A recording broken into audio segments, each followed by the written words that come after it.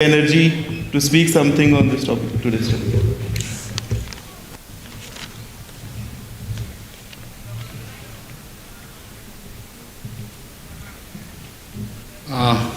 नमस्कार जॉयदीप जी, राजू कुप्पन जी और आप लोगों के बीच इतने बड़े समारोह के बीच आने के लिए मुझे आप लोगों के अशेष धन्यवाद।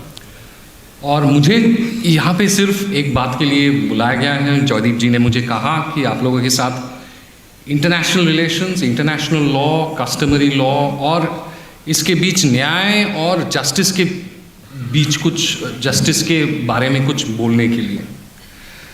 तो मैं मेरा जो कहना है तो मैं यहाँ से शुरू करना चाहता हूँ जहाँ पे उस दिन जस्टिस सूर्यकांत जी ने बात छोड़ा था। बात यह है कि हमारे जो प्रेजेंट ग्लोबल सिस्टम है, ये ग्लोबल सिस्टम कहाँ से शुरू होता है। मेरा मानना है ये जो ग्लोबल सिस्टम हम आज दिख रहे हैं, हमारे आसपास है, ये ग्लोबल सिस्टम शुरू हुआ था कॉलोनियलिज्म के ज़माने में, ब्रिटिश ज़माने में, जहाँ पे इसके सिस्टम ही ऐसे शुरू हुआ था कि ये ब्रिटिश साम्राज्य के व्यापार के लिए बनाया हुआ था। Okay, and so it was made for the purposes of creating a system, a globalized system. Now, the concept of a global, why do they create a globalized system? The reason why they opted to create this system is this, that they grew opium, afim in Bihar, exported it to China, and then from China they took tea and took it to Europe and sold it for a profit. They took Indian labor from India, took it to Fiji, took it to and from Fiji they made sugar, and they also took it to Trinidad and Tobago, etc., etc., and from sugar they exported it to Europe to make profit. They took Indian labor to Africa through agreements, Girmitia, as Arunji also spoke about. And those Girmitias they used to extract minerals from Africa and take it all over the world.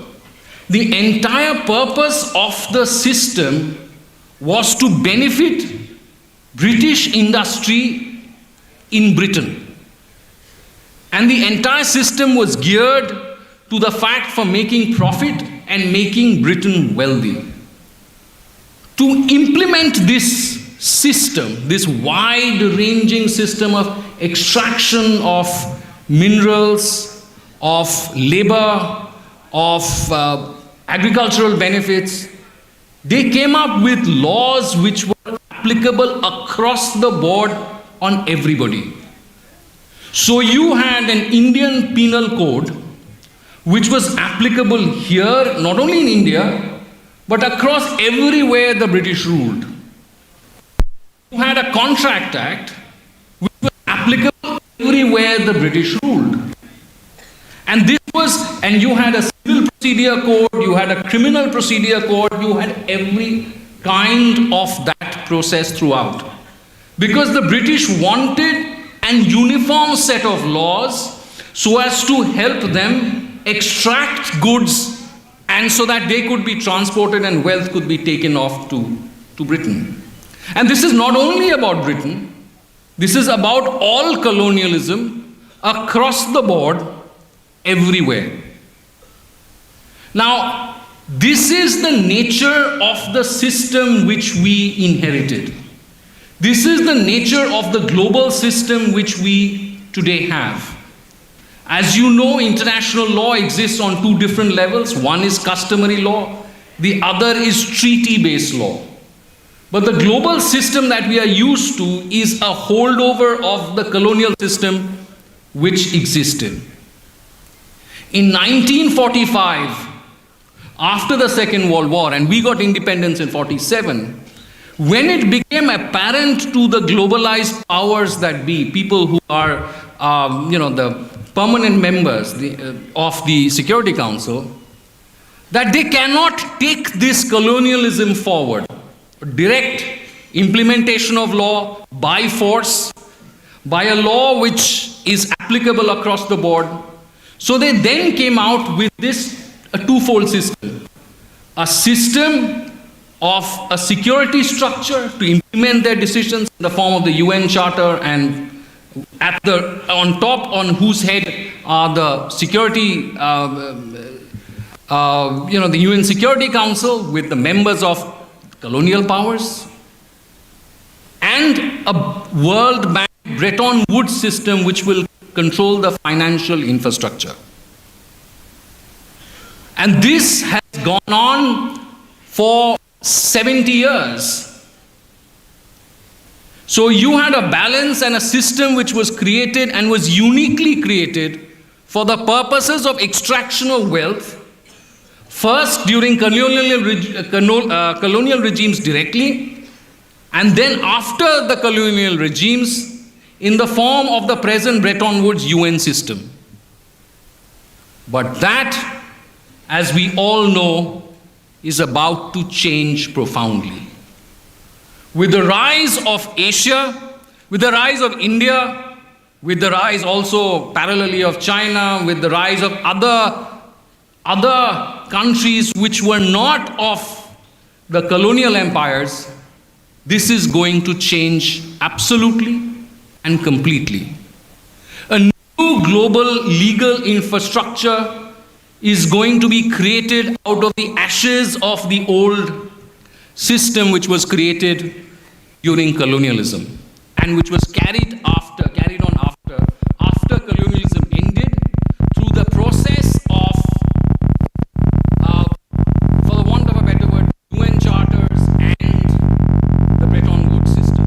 I don't know how many of you know what the Bretton Woods system. Bretton Woods system is a system of the World Bank and the IMF, which was created. A financial system was created to ensure trade across the world. So what directly under the new system, because the colonial people had become aggrieved, they had become awake, they realized the oppression, India was becoming independent. So they realized that this is not what can happen. So the best way forward is to step back and to change whatever we had achieved and converted that into rules which everybody was then forced to follow. So whether it be GATS, General Agreement on Trade and Tariff, whether it be the UN Charter, everything is a part and pattern of that. Now, we will inherit a new system, but what is the system that we talk about? It has to be fair. It cannot be like the old system. I would like to think that the system which we are going to follow is going to be a system which will take its inspiration from the systems which governed the world, and I don't say rule, I say which governed the world much before the coming of colonialism.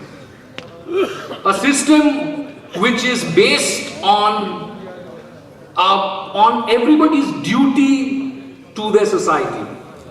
Now the older system, unlike the newer system, was based on the fact that it did not only recognize a person was only an economic unit. It thought that the person was much more than that. A person was part of a various amount of duties which everybody owed to the system. So that the king would have, or the rulers would have their duty, or those who governed would have their duty to the people. Every individual had their duty to others, to society, and not only to the society, to the gods, to everybody around them, to nature. And all this, a person was in this web of duties which they were. And the object of those who were governing was to ensure that people performed their duties. So it was not a system which was exploitative. It was a system which did not exploit and extract from people. It was a people-oriented system. And this was not only in India. In India we use the word dharma for that, we use dharma for that. But it was not only in India. In the old Roman Empire, they used the word religio, which then converted into the word religion. They used it, very similar terms. In China, they used the word li, which was very similar. So we need to go back to the old system. And the old system did not believe in, as Justice Suryakant said, putting down codification, saying that this is what you're supposed to do, a codification, putting laws in terms of codification. The old system believed that you put standards, like for example the Manava Dharma Shastra or the Artha Shastra or the Shukra Niti, or even very famously the Ashokan pillars, the Ashokan edicts, which believe that you put in standards that you shall do this, and then you base and your decision based on that. And that is, I perceive and I believe that is the best way to create a society which is just and a society which is more humane. And going forward from here, and it is extremely important for us to realize this, that there will be a new system, whether we like it or whether we do not like it. Because and just as an aside, I remember this, I think day before yesterday on Twitter, the Russian, very close to former Russian President Medvedev, who is very close to President Putin, put out a number of tweets where he specifically said that we foresee in the next 5 years, 10 years, the collapse of the Bretton Woods system, collapse of the old system. Now this system will go. The time for India, Bharat, is here. We stand on its doorstep. Now it's extremely important that when we come on to this new world that we are creating, not only a new India, but a new world that we are creating, that the system we create is more fair, more filled with nyaya, not justice, more in keeping with our old age-old customs. And I say this, India is possibly the only society left which carries its heritage of its old customs on an unbroken line. Our knowledge of our law, of our customs, of traditions is still intact. In the rest of the world, it has been washed out by a number of events.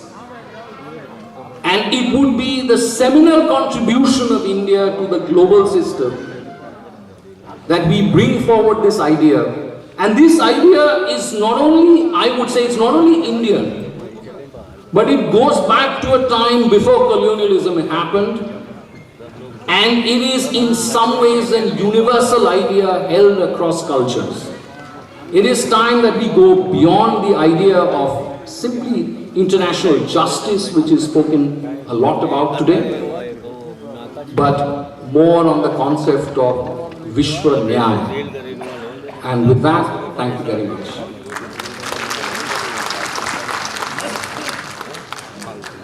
Thank you so much, sir, for your valuable words. Now I request our second speaker, Mr. Raju Kupanji, to say something on the today's topic.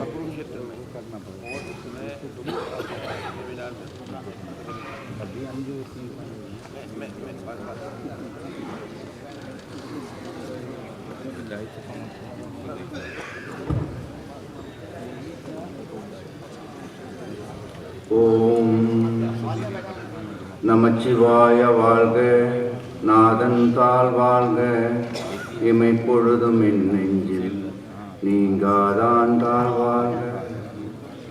Om.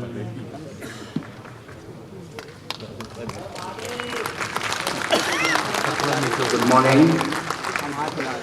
Namaskar, Vanakkam to everyone, and especially the office bearers of Agilwar Adi Uttar Parishad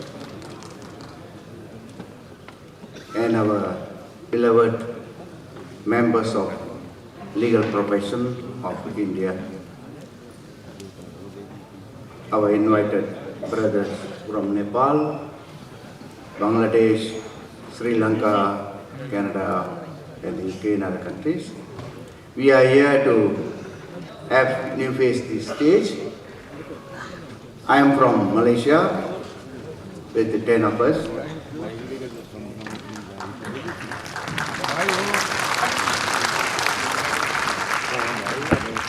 We are about 8%.